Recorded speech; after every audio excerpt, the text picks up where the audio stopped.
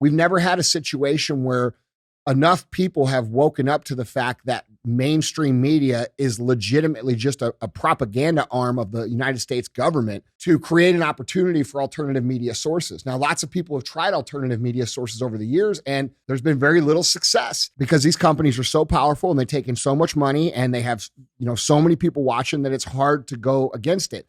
But the fact now that we have a different situation with credibility, it creates a massive opportunity for content creators. They understand that in order to have control, you have to have control of both sides. So how do you get control of both sides? Well, you stir both sides emotionally as hard as you can and then get them to attack each other so they don't notice what the fuck you're actually doing.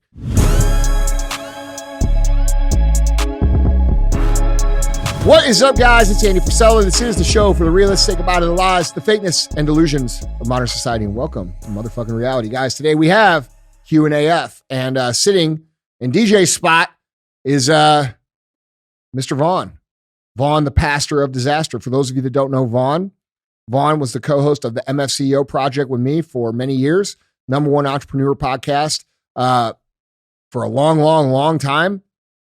And we're getting ready to launch the new MFCEO project. Yeah, I would guess that about 80% of your listenership has no idea who I am.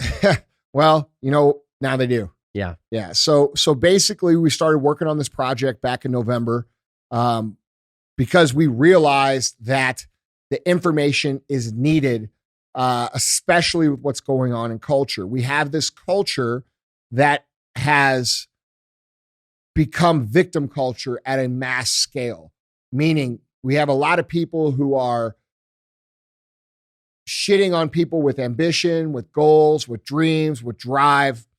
And we want to do a project that helps these people find their way as quickly as possible. And I feel obligated to do that. It's been missing in my life this entire time I've been doing Real AF. And I'm really excited to get back to it because I feel like the young people, especially the people who are coming out of the education system right now, really need real world guidance on how to build shit in real life by people who have done it. And I'm super excited to get it going, man. Me too, bro. I mean, how often do you get a, genius personal development entrepreneur with a dashingly handsome former pastor? But not very often. Not very often. Yeah. But today. It's your lucky day. Yeah, dude. People are a little confused as to why we're bringing it back because I've had some people be like, oh man, the first one's so good. Well, first of all, I can tell you this one's better. It's a lot better because both Vaughn and I have different perspectives of the game because Vaughn has actually went out and executed a lot of things that we talked about on the show. If you remember when we first did the show, Vaughn was green in entrepreneurship and now he's gone out and he's done a few things and actually done very well with them. So we have a new entrepreneur on the show who has done a lot of the things that we talked about in the first series. And then I have a new perspective, quite honestly, because my business is a totally different level than it was in 2019. I've learned a lot since then. I've evolved a lot since then. And the information that we've been putting out is I feel very much so stronger than what we did the first time. Absolutely. Yeah. And that's saying a lot. Yeah, no, for sure. There are definitely people who became millionaires and multimillionaires by applying the principles of the MFCEO to their businesses. I think the timing is perfect for it because this victim culture that we have going on in the world right now is so damaging and so hard for people who are driven to push through. Now, I'm a big believer, dude. Winners are going to win and losers are going to fucking lose. Okay. No matter what, they're going to find a way. But, when I was building my business and started it in 1999, all right, I didn't have the internet or social media to look around and have all these people that I know basically self-victimizing themselves, giving up on their goals, giving up on their dreams, resigning themselves to a life of their sad story for attention that we have on the internet right now, because that's what's rewarded with attention is the sad story, the belief that you are a flawed human being. We're all flawed, by the way, but a abnormally flawed human being, and that you are incapable of succeeding because of this thing that you have, whether it be an event or whether it be something, that happened to you or whether it be something you were born with or whatever, some sort of circumstance you believe that you're not capable. And society's rewarding that now in culture. When you talk about these sad things or we talk about these bad things, you get a lot more engagement. You get a lot more likes. You get a lot more shares. You get a lot more comments. And what happens is these people are creating identities with firm walls around them, right? Like their posting schedule is typically somehow them dealing with whatever hardships they have going on, right? Today I'm not feeling my best today. And, it's a hard day. Tomorrow it's, this happened to me today and I can't even get one good day. And we have all these things that we continue to post for attention. And it creates this self-identity that people are incapable of moving on from at all. And so we have all of these self-victims that are out there in the world. And then we have the ambitious people. And this always was the case. But 25 years ago when I was doing it, I didn't have to read it everywhere I fucking went, right? I wasn't made to feel guilty for having ambitions. I wasn't made to feel guilty for being driven. I wasn't made to feel guilty for wanting more out of my life. Today, these young people have an environment that is almost like poisonous to their own belief system because of the victimization that every single other human being does to themselves, or at least it feels that way, right? Mm-hmm. And we're already talking about a small number of people on the path, right? When you sign up to be an entrepreneur, you have to realize that only 8% of the population is an entrepreneur, and only 1% of that population is actually successful. So if you plan on being a successful entrepreneur, someone who's going to, live a big life, make a lot of money, create a lot of cool shit, do a lot of cool shit, you have to realize that in real life, you're going to see 99 other human beings before you see another one that thinks like you. All right. So social media pours gas on this guilt feeling that people have for being ambitious. Listen, guys, every fucking thing that you've ever used in your entire life, every single product, every single service, every single convenience, every single great meal you've eaten, those were all made by people who were considered crazy or obsessed or ambitious, or their priorities were out of whack, or they're part of hustle culture, whatever, bro. Hustle culture's created every fucking good thing in this entire planet, and people shit on the people that create it. So it's a hard path for people to go on, especially nowadays, which is why you and I decided to bring this shit back. I want to create a system or a fucking product, the podcast, that literally gives people every single fucking tool that they're ever going to need to move from where they are to where they want to go in a very real way. And I want it to be available for people who are like-minded and on that path. All right. This shit where like I post some sort of aggressive caption in my Instagram story when I'm doing my ruck, and then I get some heat from some fucking losers. Listen, motherfucker, I'm not in your lane. I'm speaking to 1% of the people. I'm not speaking to you. You are amongst the other 99%. And by the way, I don't judge you for that, because to take the path of that 1% is extremely taxing. It's extremely frustrating. It's extremely difficult, and it's not for everybody, which is why I hate the entrepreneur culture and how it makes people feel like everybody should be an entrepreneur, because it's just not true. So I don't disrespect you if you're in the 99%, but you should also understand that when I talk this shit and I live the way I live, I'm talking to the 22-year-old Andy. I'm not talking to you, motherfucker. So fucking hate on my shit all you want, but realize this. We, the 1%, are the creators of all of the shit that people use. So all of the hate they give us, all the frustration they pour on us, all the immorality they put on us for having goals and saying that our priorities are fucked up, all of that shit is irrelevant because they use our shit.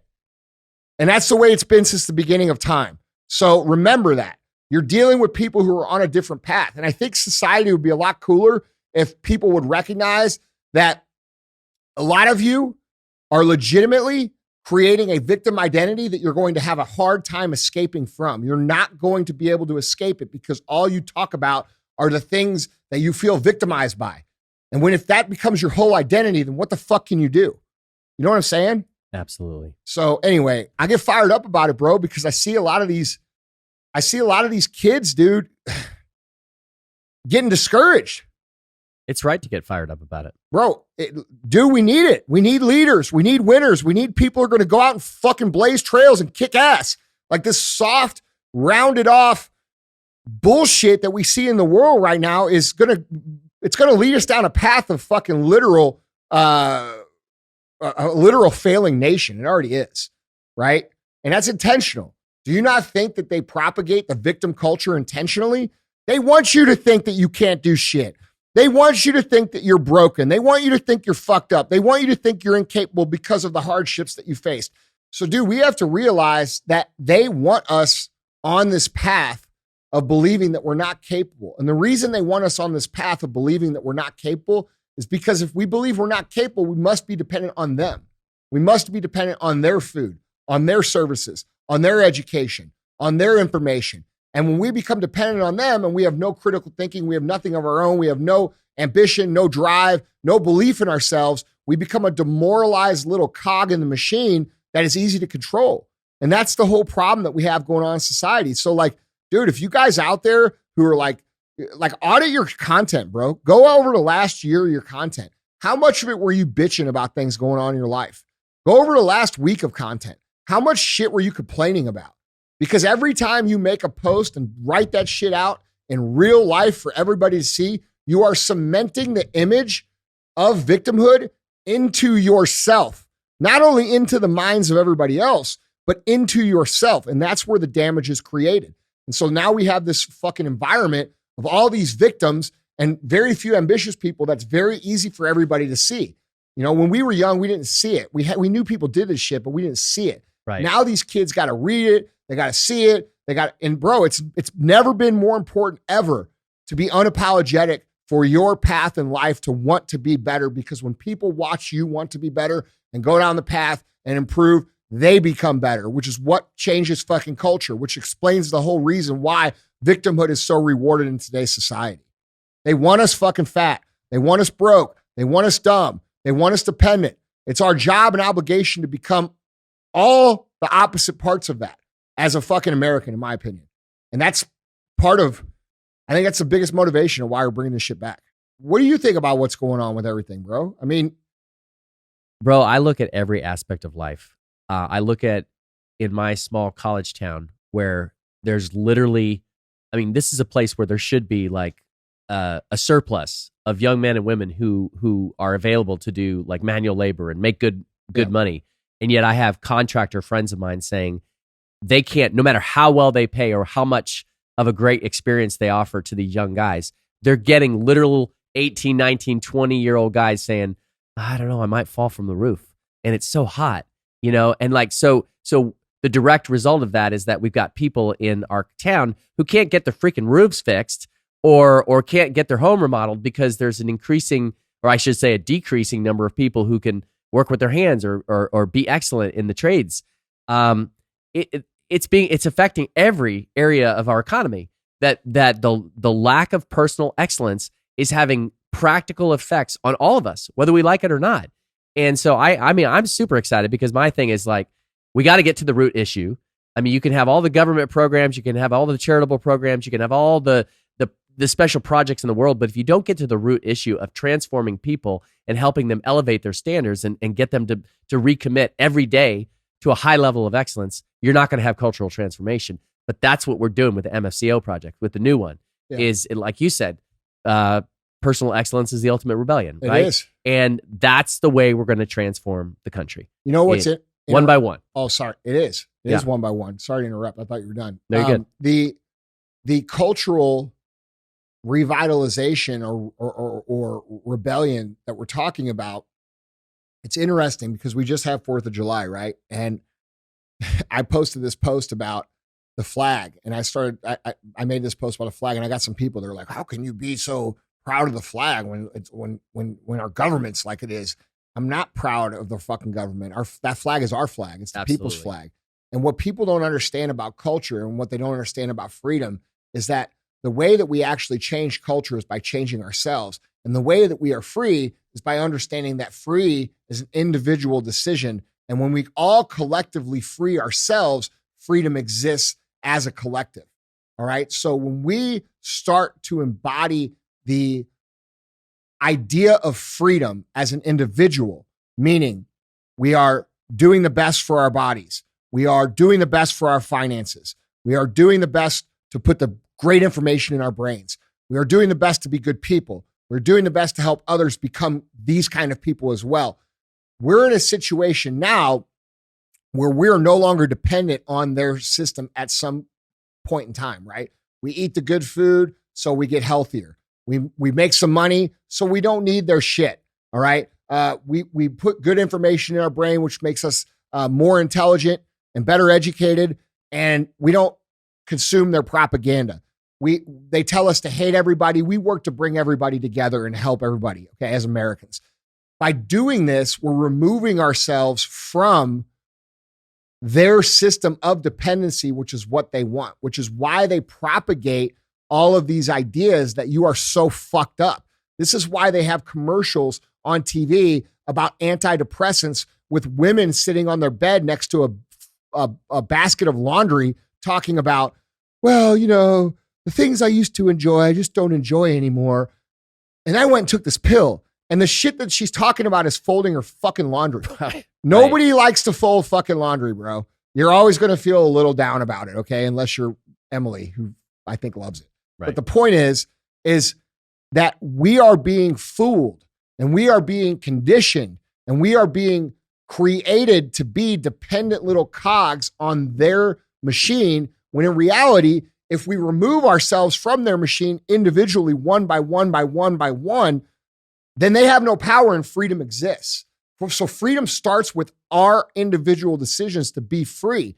And that takes tools, and that takes information, and that takes people who have done the things that you want to do, sharing the information with you, which is what this project is going to be about. So absolutely. Let me add two quick things. Number one, my wife grew up in America, but she's an immigrant. So she came over from Poland.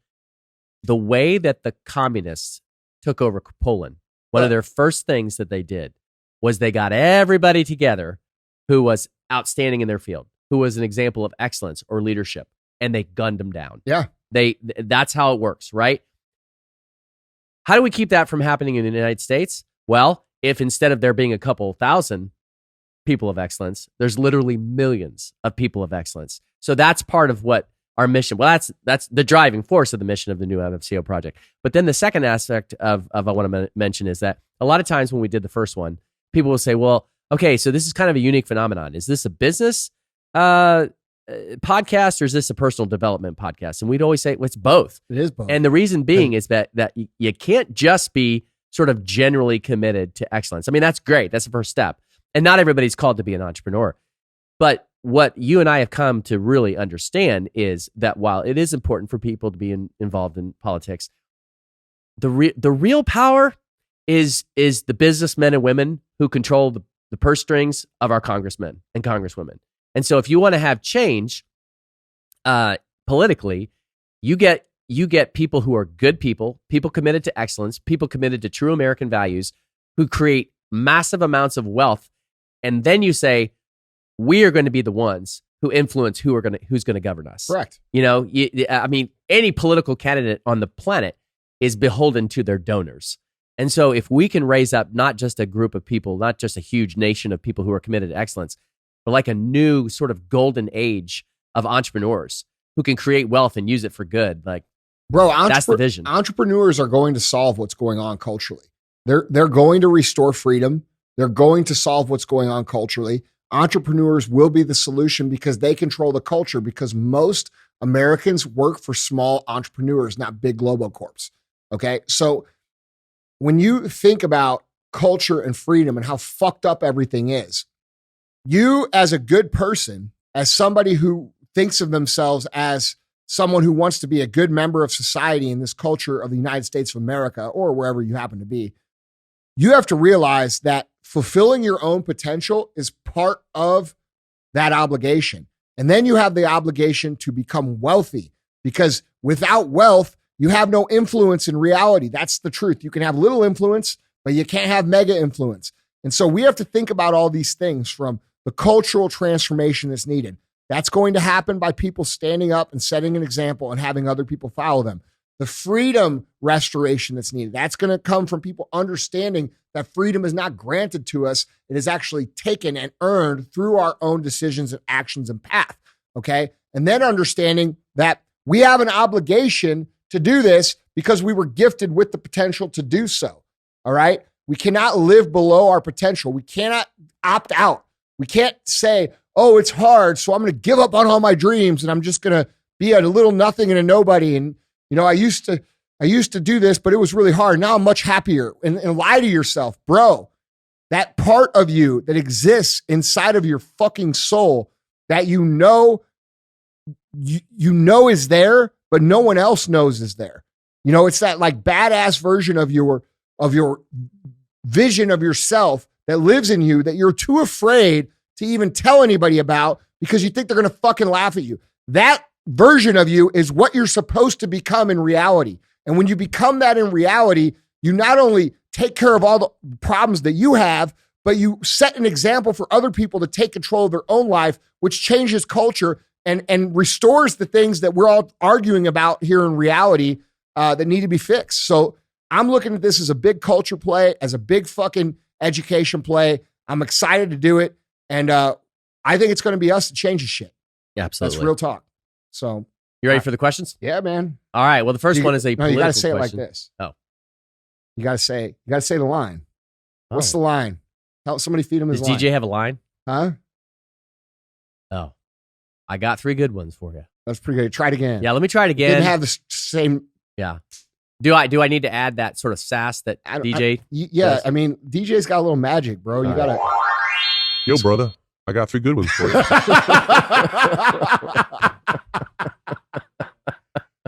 Oh, dude, get this man a cream soda. Oh my gosh. All right. All right. First one's political. I don't know if you want to touch the political stuff. I'm afraid of it. You're a little afraid of that. Okay.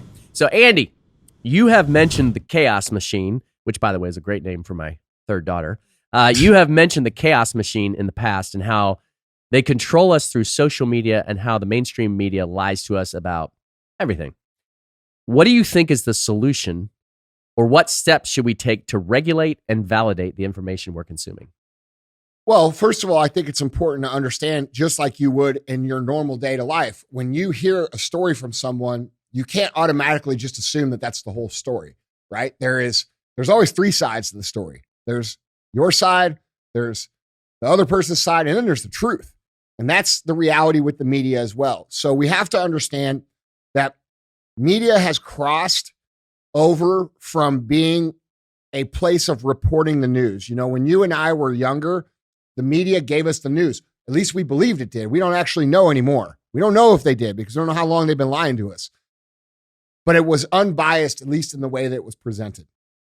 And so now we're presented with these narratives in mainstream media that are highly, propagated or biased towards a goal that they're trying to produce, right? They're not just telling you the facts and then saying, make up your own decision. They're mixing in all of this language and all of this emotion to get you to come to a certain conclusion that they want that helps their cause. And once you become aware that that's what we're dealing with a system of information distribution that is designed to keep all the facts to themselves and only feed you certain facts that produce a specific result. Once you understand that's the game, you could start to ask the questions about, well, why are they trying to make me feel this way? Why are they trying to present it that way? And that's the first place of curiosity that we want to attack from, right? Okay, CNN, you say this. You're obviously very passionate about this. You want me to agree with you. Well, what's the other side of the story? And this is how we start to begin critical thinking process. All right. This is how we start to become independent thinkers and not just sheep that repeat shit that we see on the internet or on TV. And so the first step is to understand that the media is compromised and we are dealing with propaganda and there is a desired result and it is not just the facts. The second thing is then you start to begin to look for the other side of the story. All right. What is the other side? What are the actual facts? What facts were omitted? And how did that affect the perception that I have from hearing the story? That's the second step. The third step is, what do we do? Well, here's a great thing about what's going on with media is that because mainstream media, which had a massive monopoly on information distribution for fucking generations of our lives, all right, your parents' lives, their parents, most of our lives, they've actually done something now that's changed the game. And what they've done is they've betrayed the public's trust on a large scale to where most people understand now that what they see on the media is at a minimum heavily biased and more than likely probably partly untrue, or all the way untrue. And so what does that do? If the public has lost trust in these big organizations, what does it do? It sends people, just like this person asking the question, into a place of searching for answers, which creates an opportunity for people to create alternative media sources. So what I observe happening right now is the general public, the average American at this point in time. Now, this happened years ago for people who were like more so like early adopters, right? They got savvy early, but now what's happening is the main meat and potatoes of the United States of America population is starting to look for alternative media sources, which creates tremendous opportunity for content creators that want to create podcasts or a blog or a YouTube channel or any other way of distributing the news and the content and the facts. And so what you're seeing is a lot of new news organizations start to pop up. A lot of new commentary shows start to pop up. We're one of them. All right. You've seen Rogan grow massively. Well, Rogan's growing massively, not just because he's great at what he does, which he is, but also because the environment is shifting in his favor, and it's shifting in my favor or any of you guys who are creating content's favor. And that's a huge opportunity because that's never happened before. We've never had a situation where enough people have woken up to the fact that mainstream media is legitimately just a propaganda arm of the United States government to create an opportunity for alternative media sources. Now, lots of people have tried alternative media sources over the years, and it's been very hard to do. There's been very little success because these companies are so powerful and they take in so much money and they have, so many people watching that it's hard to go against it. But the fact now that we have a different situation with credibility, it creates a massive opportunity for content creators. And so if you're a content creator and you're in the realm of, societal issues, I think it's great for what's happening. This has been great for my brand. It's been great for this show. It's been great for DJ. You know what I'm saying? Like, it's been a great opportunity. And there's other people that are capitalizing on it as well. Now if I had to put on my, what's going to happen hat and say, okay, this is what's going to happen, I think we're going to see a lot of these major media outlets crumble. And I think you're going to see new ones form and take their place. And people who are savvy are, going to build a better product that people actually trust, that is backed up with at least a fully comprehensive perspective. May still be bias. I don't think we're going to go away from bias. I think bias is worked into the news now. I don't think it's going to become an entertainment product. How do you feel about some of these aggregate sites like Real Clear Politics, where you can go to their site and there's a list of like current event articles, and they've just curated basically all the things that have been said recently about a particular topic or issue? Yeah, I think those kind of sites are showing all sides of the story, or at least attempting to. And I think that's the direction of what people are going to want, right? There's a site out there called Real News No Bullshit. These guys are doing a good job at presenting the alternative side of the news that you don't see on MSM. There's lots of places that are doing that, but that can also be brought into commentary too, right? Like when we first started talking about social issues and politics and what's going on in the world on this show, everybody, that was 2019. We were still in the height of the far left, total control of all of our media assets. So like everybody was like, you're a far right. You're far right. This guy's a far right extremist. And now people have listened long enough to realize that, no, I actually give credit to the other side when they do good things. It's just not very often that they do good things. So, and I talk about both sides. And I think that's what's lent the show the juice that it's had in terms of growth. Because, I mean, the show is 5 times bigger than what MSCEO Project was. Well, and you make a good point, which is I think a lot of people on one particular side of the aisle, they assume that the other side lies, but they never really hold their side accountable. Yeah. So, obviously, neither you or I are big fans of Obama, but sometimes there are things that conservative media sources create to just basically gin up their audience, right? Yeah. And so I think everybody needs to recognize that it happens on both sides. It happens on both sides, and you have to hold both sides accountable. Well, we just talked about this. I know you haven't listened, but on the last CTI we did, we talked about how, the uniparty and the conservative and the Republican and the Democrat side of the aisle are all part of the same team.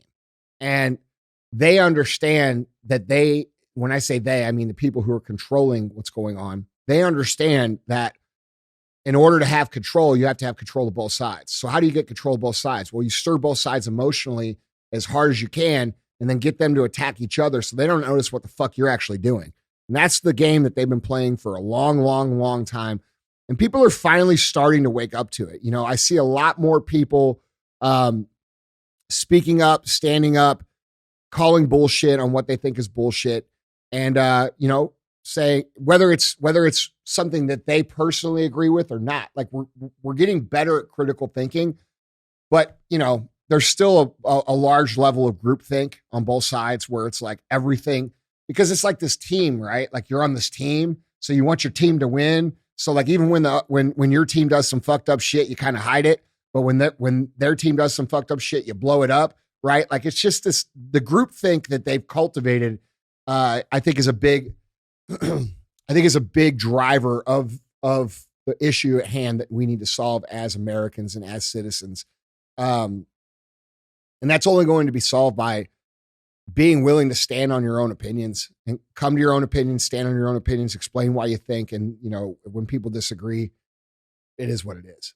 Absolutely. And I would add something you talk about, when people ask you, how do you build a $1 billion business? 1 + 1 = 2, right? You take one customer, you turn them into 2. And I think that's what we need to do with regard to transforming the culture and opening people's eyes to the way that they're being manipulated. I had this conversation the other day where I was telling somebody, when I was young, I wanted to be a journalist. Like I took newspaper classes in high school, and they specifically taught us how to create a headline that was objective. And so we were taught, like, okay, let's say the Kansas State Senate passes a bill. Well, the headline should be Kansas Senate passes HB 120 35-15. But if you look at the Kansas City Star and you look at the Topeka Capital Journal, the front, literally, this isn't the editorial page. This is the front page headline is something like Republicans silence trans rights. Yeah, of course. Like that's what it is. Yeah. And so when you very calmly point out to people, look at this headline. This is not an objective headline. This is a bias. So do you want the truth or do you want to be manipulated? And if you subscribe to this paper, you're going to be manipulated. By the way, I think everybody can pretty much every newspaper that I think traditional media is over. Yeah. Like I think all the newspapers, I think all the big networks, I think all the cable networks, I think all of them have for the most part, lost the trust of the American public. And this is why we see shows that are independent getting higher ratings and higher downloads and more views than these fucking primetime television shows. So like, it's only a matter of time before the advertisers realize they're not getting a return anymore and money goes away and the places go out of business. Couldn't agree more. Huh? I couldn't agree more. Yeah, that's going to happen. It's going to happen, dude. Like these people try to install a culture in this country that wasn't American and it didn't take, and now they're fucked. And it creates a tremendous opportunity for the next generation of media moguls that want to create and build something that has actual trust and integrity in it. All right, moving on to question 2. Andy, I've been following you for years, and I have embraced channeling my dark side to push, persevere, and create momentum for myself. It really gives me an edge on the intensity of my tasks, especially when my bitch voice creeps in or when things become monotonous while achieving delayed gratification for some larger goals. However, Sometimes when I tap into my dark side, it consumes me more than I like it to. Motivation and controlled aggression turns into resentment and anger, and it's tough getting out of it. Almost as if it puts me into a victim mentality that I hate being in. Am I using it wrong? Do you have any advice on how to use the dark side or how to turn it on and off or when to use it? It's a discipline. It takes practice. If you become one of these people who's only motivated by proving people wrong or using what we call the dark side energy, right? It'll burn you up. It's going to burn you up over the long haul. You're going to feel the way that this person's describing. You have to be mindful of the negativity that you get, understand how to use it properly, use it when appropriate, but then all the other times, be really fucking grateful for what you have and understand what you're trying to do and focus on your purpose moving forward. I think what happens for a lot of people, especially when they're on the beginning journeys of, becoming an entrepreneur or building something, especially in today's culture, right? We live in this culture right now where it's super popular to be a fucking victim. It's super popular to hang on to the hard things that have happened to us, to talk about them over and over and over and over again because they get attention, they get likes, they get shares, they get comments. And what people are unaware of is that by talking about these things over and over and over and telling people about all these negative things that you've had happen to you, you're actually creating an identity. And that identity has very rigid walls in it. And the walls will be hard for you to break out of. And it's a problem because what's on the inside of those walls is all of the self-pity, all of the doubt, all of the pain, all of the hard things that have happened to you. And when that becomes your identity because it's popular on the internet and you're getting likes and shares and engagement from it, now you've created a situation that you can't really escape from because in your heart and in your mind, you're this damaged person. And this is why the therapy industry as a whole is very dangerous because they actually make money by convincing people that they are fucking broken. You are not broken, bro. You are a human being going through life, and life is hard, and we're going to have a lot of negativity. And so what we have to understand is that sometimes that negativity is the only energy that we have because we're zapped, right? Like we have all this bad shit that's happening to us. Everybody's telling us we can't do it. Everybody's telling us it's hard. Everybody's telling us we're crazy. They're telling us to get real jobs like they told me. And sometimes that's the only good shit we got because we got to take that energy and pivot into productive action. However, if you live for that, because it's very powerful, like it's a powerful energy. If you live for exclusively that or you work for exclusively that sort of energy, it's going to fuck you up long term. And so it's a balance. It's a tool. It's like a tool in your tool belt. All right, this person said, I need to quit this stupid fucking store and I need to get a real fucking job. All right, I'm gonna put that in my bank. And the next time tonight, when I get home and I'm super tired and I don't feel like doing those 5 extra emails and that thing pops in my head, I'm going to wake up, I'm going to do those 5 extra emails and I'm going to, use that energy to be productive. But outside of that, focusing on these things is not the healthy way to look at it. The healthy way to look at it is like, look, I'm building something. These people aren't, they don't get it. And that's okay. But they're them and I'm me and I'm on my own path and I'm going to go do that thing. Mm-hmm. To me, there's a parallel between this and the way that you have talked about leading, like leading an organization. I mean, 90% of the time, the way you lead is you cast a vision, you reinforce core values, and then every now and then you're going to have a direct conversation that might be a little bit more negative reinforcement. Well, this is the same thing in the sense that when we lead ourselves, most of the way that we lead ourselves should probably be vision, mission, core values. But every now and then you got to tap into that negative because along that journey, bro, you're going to have people that come along and they're like, oh, dude, look at these fucking clowns or whatever the fuck they say. And it's going to hurt. You're going to hate it. It's going to piss you off. And instead of letting it piss you off and you sitting there and sulking and focusing and, reading the comment over and over again or whatever the fuck it is, use that energy to move forward, right? And then once you've moved forward and you've said, okay, well, they said that, well, I did this, let it the fuck go. You know what I mean? Like, we live in this time where it's extremely difficult for people who are driven and ambitious that want to build something outside. And it's always been hard.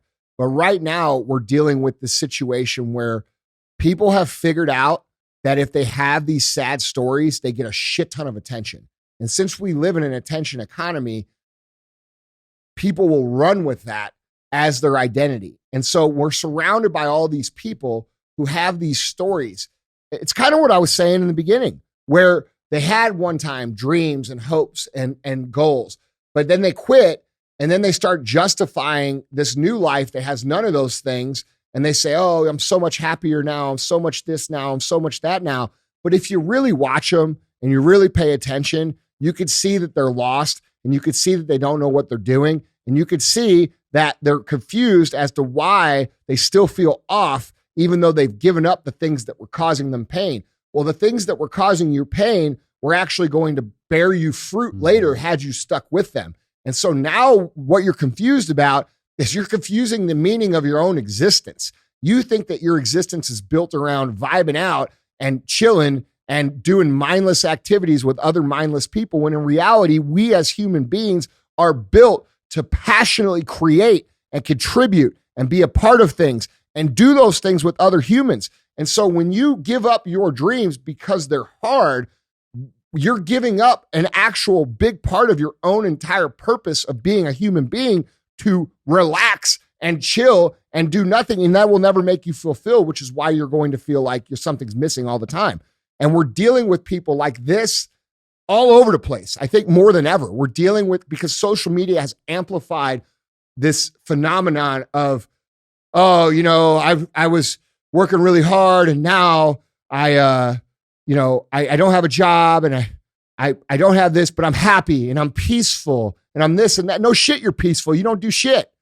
You know what I'm saying? But at the inside, if you could look inside those people, they're filled with fucking anxiety and fear because they understand that this do nothing, they understand inherently where it's going to lead. It's going to lead to a very tough life. And we're surrounded with these people all the time. And because they made this decision and because they understand that it's off, they try to convince everybody else to join in. So when they see you doing something outside of that, when they see you trying to hustle, they see you trying to build something, they see you trying to become better or lose weight or build a business or fucking do anything outside of what they're willing to do, they start trying to talk you out of it. And if they can't talk you out of it, they start shaming you for it. And they start shaming you by telling how much happier they are after they gave up what it is you're pursuing. And dude, this is very difficult for young people to deal with because when we're young, we assume that everybody around us would want the best for us. But what you have to realize is that people don't care what's best for you. They care what's best for them. And you validate their decisions by joining them, which is why they work so hard to get you to give up on your shit. So if you understand why people do this, you actually have empathy for them because they're in pain and they're in a situation where they've made some miscalculations about their own journey. And now they're suffering from those miscalculations. And so we have to, when they say hurtful things or they say things that make you feel bad about where you're trying to go, you have to remind yourself that you're on a different path. If you're an entrepreneur, you're in the 7 to 8% of the population that is entrepreneurs. If you're going to be a wealthy entrepreneur, you're going to be in that 1%. It's going to be hard. And if you think about it like this, 1%, that means 99 of the other people are going to fucking not get it out of pure statistical data. So it's a lonely journey by the numbers already, right? And then we have this culture dude, I think it's weak ass shit. It's just soft, it's weak, it's extremely fucking self-victimizing, and it's always piling on the ambitious people. And the ambitious people got to support each other, they got to stick together, they got to work together. And you got to remember, you're planting seeds for a harvest that they will never fucking have in their entire fucking life. And when you're fucking harvesting your fruit, they're going to be mad at you for harvesting your fruit because they didn't plant any fucking seeds. But the reality is it has nothing to do with you. It has everything to do with them. And once you come to that level of understanding, then the negativity doesn't even affect you because you're above it, right? When people hate on me now, you know what I honestly say, bro? I'm if I were you, I'd probably fucking hate me too. That's real talk. And that's a real shit. That's real shit. If I had to live like you're fucking living, I'd probably hate me too. And I'm being legitimately honest. So I get it, dude. But the answer isn't to hate me. The answer is to watch me, listen to some of the shit I'm saying, realize that I'm on your team and I want you to feel better. And the only way you're going to feel better is by getting yourself out of this victim box and going and pulling yourself forward and doing things that make you proud and not just vibing out, but actually creating. And that doesn't mean building a business. That means being great at whatever the fuck it is you do, whether it's you want to write books or whether it's you want to be an amazing chef or whether it's you want to fucking be a travel expert. I don't fucking know, but whatever the fuck it is, be great at it because that's what's going to build you the fulfillment and the confidence and all the things that you're missing by just vibing out that you assumed that the painful path of ambition was actually causing you when in reality, it was you just not pushing through long enough, right? Right. Dude, you know what's crazy about this? That whole dynamic of people wanting to pull other people down instead of actually taking responsibility for themselves and doing the back. It goes back to the beginning of time. Yeah, it's nothing new. Dude, the story of Cain and Abel, Cain and Abel in the Bible. I mean, God basically says to Cain and Abel, offer a sacrifice. So what does Abel do? Abel offers the best sacrifice. Cain half-asses it. God says, yeah, I'm not going to accept your sacrifice, Cain. So instead of Cain saying, okay, I'll come back and I'll do better, he gets pissed off. God says to him, why are you pissed off? If you just did what I told you to do, everything would be fine. He remains pissed off. And so instead of like elevating his level of excellence, he kills his brother. I mean, like literally. Because that's going to solve it. Right. Like literally, this whole concept of this mindset that says, it's crabs in a bucket, bro. It's literally been around for years. And to be different, like you said, to be committed to this rebellion of personal excellence. Correct. You got to just let go of other people's opinions. Yeah, bro. And just do what you need to do. If you have empathy for them and you understand that the reason that they're thinking or saying or doing whatever it is they're doing or attacking the way they're attacking, or because a lot of people try to attack softly, right? They do this shit like this, and you've all fucking heard it. Like I used to think that way too, but then I kind of evolved. All right. They'll say shit like that, or they'll say shit like this. I don't really like, I can appreciate all your success, but dude, like, I just like a humble life. I don't really need any of that stuff. Like, and they volunteer this information. I didn't fucking ask you. I don't fucking give a shit if you're impressed or not impressed, or if you want that or not want that. This is my motherfucking life. So when they offer these things, up, what they're doing is they're exposing their own insecurities about their own life. All right. And so have empathy for that. Like, that's a shitty thing, right? That's a shitty thing to walk around another human being and look at what they've done and then feel like shit about what you've done when you haven't done any of the shit they've done to get what they have. You know what I'm saying? So like, dude, we can have empathy for that. But that, bro, it took me 20 years to fucking get to that point. You know what I'm saying? When I was young, the fiery, the dark side shit was very helpful because I'm like, you know what? Fuck you. Like, I'm going to shove it down your motherfucking throat. And I did. And guess what? It worked. But the problem is that you never really get to appreciate your own success when you think like that all the time because you're always angry. You're always pissed off and you can do a lot of work. And I think it's actually useful when you're younger. Like, I think in your 20s, I think it's a useful way to think. But I think you do have to evolve. You do have to ascend to a higher level thinking. And that comes down to using the negativity when you need to use it.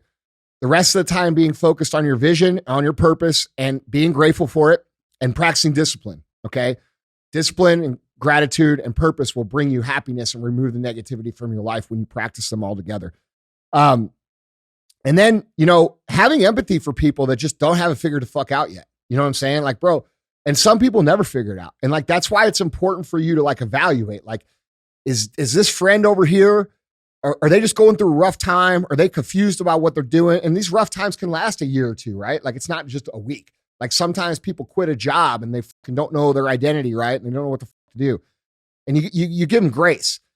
But if they continue down that path of self-victimization and negativity, that's where you have to remove them out, bro, because it's just not going to help you in any way, shape, or form. And, we could talk about this and debate this all day long, but at the end of the day, dude, winners are going to fucking find a way to win and losers are going to find a way to lose. And I can promise you want to be in the first group. And the first group doesn't listen to those motherfuckers that talk about all this shit. They just go, they execute, and they keep moving.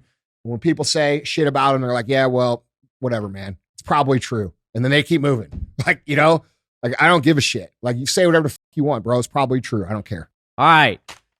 Question 3. I have a small construction and remodeling company. I have been in business since 2015. A constant problem that I face is clients trying to talk me down and get lower prices on my work. I am known for doing quality work, and my prices aren't much different from other contractors in the area. Sometimes they're even much lower, while also exceeding expectations. Is there any advice you can give me to let people know that my prices are firm and in a way that's not disrespectful or comes across as arrogant? I want to help people by giving them top quality for a fair price, but I don't want to go broke doing it. Okay, this is a very good question, and it's relevant to all owner operators in the first phases of their business, okay, where you're handling the customers directly. Eventually, this person's going to get to a point where you have a manager, right? You have people that can go out and sell the jobs for you. At this point in time, you're doing it yourself. When I was running my first supplement store, everybody knew that I was the owner. So what did everybody do when they came in? Hey, man, can I get a discount on this? Can I get a deal on that? Can I get a this and this and this? And dude, for years, I gave it to them. And here's what happened to me. What ended up happening was I trained all my customers to expect a discount. And because I had so many people that got discounts, word spread that I was giving discounts. All right. And what that did was that created a scenario where in my good heart, it started with me just trying to like hook up one of my buddies. It turned into this situation where I couldn't make the margin to actually pay the bills of my business. And so it became very real that this was a problem. And how did I solve it? One day, man, they came in and they said, hey, this is, I rang up their product and let's just say it was $30. Usually it's just $27. I said, well, today it's 30, bitch. It is what the fuck it is. Right. Yeah. And I stuck to it. And you know what? Some people, I remember this one lady got super pissed off, dude. I remember this is where my fucking whole entire perspective on this topic changed. I had a lady back in the day. We were selling this product called Myoplex Light. All right. And Myoplex was made by a company called EAS, which no longer exists. This lady comes in and I remember this. This is fucking 24 years ago. I can remember this in detail. She comes in, the product was on the left-hand side of the store. She walks over and she's like, how much is your Myoplex Light? And I say, it's $29.99. She goes, well, I can get it down the street at Cliff's place for $29.80. And I said, well, then you better go see Cliff. And that was fucking it. And she left and I didn't give a fuck because I'm not giving any more fucking discounts.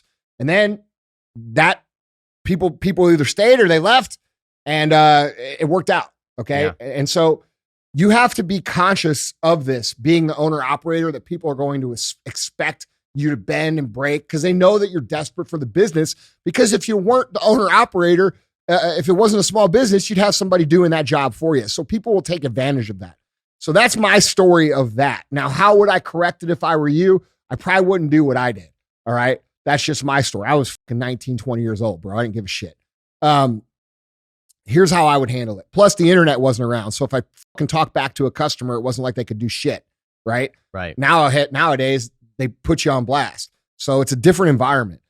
It was actually better then because when people were fucking rude, you could put them in their place. And nowadays, everybody plays the victim. Like there's only one side of the story. Look at all the victim stories about their experiences with X company. It's like, oh, okay. You sound very reasonable as a customer. Right. You know what I'm saying? So anyhow, how I would handle this is this. Okay. Do the best you can. Do the best work you can. Deliver over and above in the experience department. Go the extra mile for them. Everything that you say you're doing. And then just stand firm on your price and be like, look, man, if people challenge you on it, be like, look, dude, I know some people are cheaper than me, but I do the best I can. I'm going to be here for you when you need me. And if you don't want to use me, I understand. I'm booked up and I got plenty of business. And that's the important part to say it. Just say, even if it ain't fucking true, say, I'm booked up. I got plenty of business and I'll be good either way, man. But I really like to do your business, but this is my price. And then it is what it is. And you know what they're going to say? They're going to say yes. You know what? You know why they're going to say yes? Because they respect you for standing on for what it is that you stand for. And here's the cool thing about doing that, standing on your price and saying, I deliver this, I deliver this, I deliver this. This is the price. Here's what happens. The customer now, because you've earned their respect for standing up for yourself, now will actually recommend you to the other people. And the way they'll recommend you is they'll say, yeah, dude, Vaughn, he did my roof. He did this, he did this, he did it. Hey, look, He isn't the cheapest, but dude, I'm telling you, the job will be fucking perfect. And so here's what happens is because you are priced a little more, the customer accepts the fact that you're going to do more for them, and they see it as a higher quality transaction that they decided to go with. So in their mind, they're saying, I'm buying the best. I am a high quality consumer. I only let the best people work for me. And what that does is that creates a situation where they go brag about that to everybody else because, dude, who doesn't want the best shit, right? I only buy the best wine.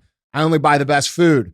I only buy the best beer. I only buy the best cigars. Like we hear it everywhere, but you're not thinking of it whenever you're talking to someone in the sales environment. And if you could just present yourself the proper way and then follow through on it, right? Like you have to deliver on the product. Your product has to be great. You have to help people over and above. I mean, whatever it is, you're charging more for, it better be a better experience. And what happens is that person becomes proud to support you. And then instead of saying, I can't remember the name of the company that did my roof, they say, bro, I got the guy. His name is Vaughn. He did this and this and this and this and this. Now, look, I'm going to tell you, he's a little bit more expensive, but you'll never have a better guy come do your job. You're going to feel, and they'll build up the whole story and they'll do the selling for you.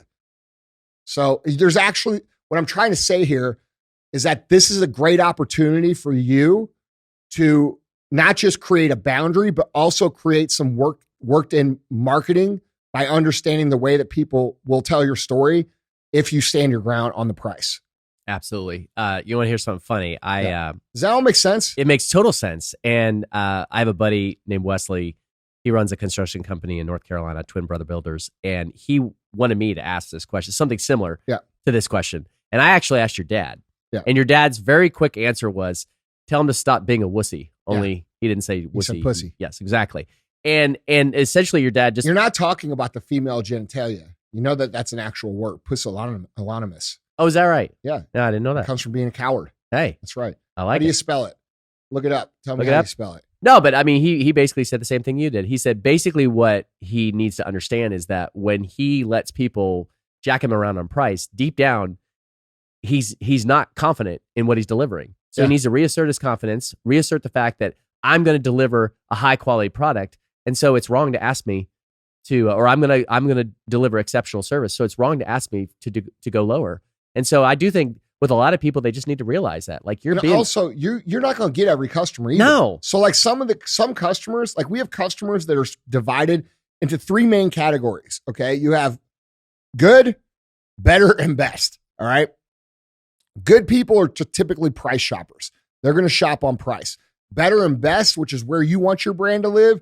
And you're going to have to do better work. You're going to have to offer a better product, but you're not competing on price anymore. You're competing on the way you do your shit, which you're in control of. If someone's just competing on price and they're buying the cheapest shit, how much loyalty can you really create amongst your customer base based around just price? Oh, not a lot. It's diminishing because at any given time, someone could undercut your price. So there's no way to actually build fandom or loyalty or any sort of culture around your brand. Now, if you live in the better best category, now you have a situation where you're dealing with people who think about it a little bit differently. These people say, you know what? I'm willing to pay a little more for a little bit better. The best say, I'm willing to pay whatever for the best. Okay. So working your business in those two categories is a much more profitable way to go because the people who are actually buying from you are of the mind of understanding that the business has to make money. They're not people that think that businesses exist for you to give them free shit, which is a lot of that good segment of the economy. They think that, like, they think, oh, business owners are rich, fucking give me free shit. And like, they're super entitled. So like, why would you fuck with that customer base? I won't. Right. Like none of the companies I own, not a single one, and I own a bunch, or I'm invested in a bunch too. Not a single one plays in the good category. It's always better best, because when you're dealing with better best, you're dealing with people who have an understanding of how a business operates, and they're okay paying a little more if you do a little more. Mm-hmm. So do a little more and you make a little more, and then everything starts to work. Yeah, absolutely. Well, and people like this guy who asked this question and my friend Wesley, I mean, they're not unusual. A lot of people struggle with this. It's hard. It is hard. It's frustrating. Absolutely. There's a great book by Olivia Fox-Cabane called the Charisma Myth. And she basically talks about, like, interpersonally, when you're engaging with somebody, all the studies and all the research basically conclude one thing, and that is that people generally accept what you project. So if they say, hey, can you help me out with this? And you go, oh yeah, absolutely, I can help. Most people are going to believe you. So if somebody comes to you and say, hey, are you a really high quality builder? Say, yeah, but do you have high prices? Yes, I do. That's just the way it is. Most of the time, people will go, okay. Yeah, that's right. it. That's a great point, bro. They are going to make dude. I'm glad you brought this point up because this is a fucking massive point. When you in the beginning stages of selling a product, good or service or whatever it is you're working with, it's what happens is because these people are not very confident, right? You're like, I don't know if this is going to work. Like, why would anybody pay me for this? Like, I don't know if it's worth that. They have doubt. And because they have doubt, they get nervous when the price comes up, right? How much is that roof going to cost? It's going to, well, I think I could probably do it for like 30 grand, I think so. I might be able to do it for 29. And so you start the process of negotiating because of your hesitation. Does that make sense? Yeah, absolutely. So the way you present it creates the situation and opening for negotiation. Well, 29, that sounds good, but what about 28? How about 28? How's that sound? Well, and that, so now you're the one that created it. Where if you had just said, yeah, how much is the roof? That roof right there is going to cost $30,000. Well, that's what it costs, man. Like, you might be able to get it cheaper. If you can get it cheaper, maybe you should go do that. But I'm going to tell you what I'm going to do that they're not going to do. I'm going to do the trim. I'm going to do the gutters. I'm going to make sure I'm not jumping up and down your house at fucking it's 4:30 in the morning while you're still asleep. I'm going to make sure it's all cleaned up. There's not going to be any nails from the shingles in the driveway. There's not going to be tar anywhere. We're going to make sure that we're in and out fast. These are things that these other guys might do if they feel like it, but I can promise you we'll do it. Absolutely. Right? And yeah, it's just about confidence, man. Well, Andy, that's all I got for you. All right, guys, that's the show. Don't forget to hit subscribe. Drop us a comment underneath. Tell us what you thought, and we'll catch up with you next time.